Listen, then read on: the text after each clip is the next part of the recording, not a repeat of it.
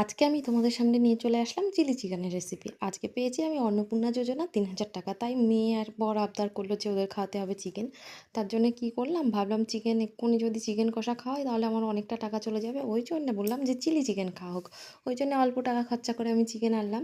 এনে chilli chicken এখানে বসিয়ে দিলাম। এখানে মাংসটা আমি আগে কিন্তু ভালো করে ম্যারিনেট করে নিয়েছি। ম্যারিনেট করার পরে কড়াটা বসিয়ে দিলাম, দিয়ে আমি তেল দিয়ে এদিকে মাংসটা ভাজছি। তার ফাঁকে আমি সসগুলো বানিয়ে নিচ্ছি। সসের মধ্যে আছে চিলি সস, আছে সয়া সস, আছে আর আছে টমেটো সস আছে। একসঙ্গে ভালো করে মিক্সড করে নিলাম। মিক্সড করার পরে আর হ্যাঁ, মাংসটা কীভাবে ম্যারিনেট করেছি সেটা তো বলা হয় না।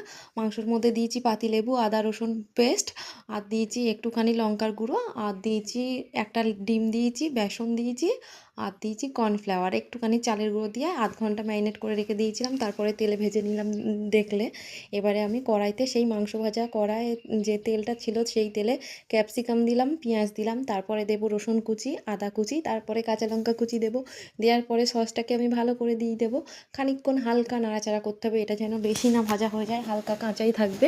হালকা করে ভাজার পরে আমি সসটা দিয়ে দিলাম। সস দেওয়ার পরে আমি তার মধ্যে দিয়ে দেবো মাংসটা দেওয়ার পরে খানিকক্ষণ একটু নাড়াচাড়া করার পরে আমি তাতে দেবো একটুখানি লবণ দেবো, আর দেবো একটু কালারটা আসার জন্য একটু দেবো কাশ্মীরি লঙ্কার গুঁড়ো।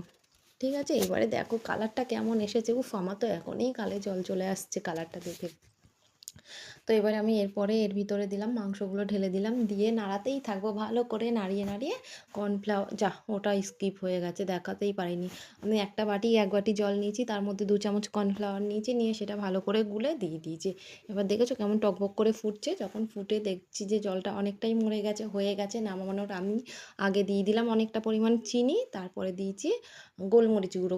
গোলমরিচ গুঁড়োটা কিন্তু বেশি করে দিতে হবে, নাহলে টেস্ট আসবে না। তারপরে আমি এদিকে হালকা তেলে সেঁকে নিলাম পরোটা। আজকে রাতের ডিনারে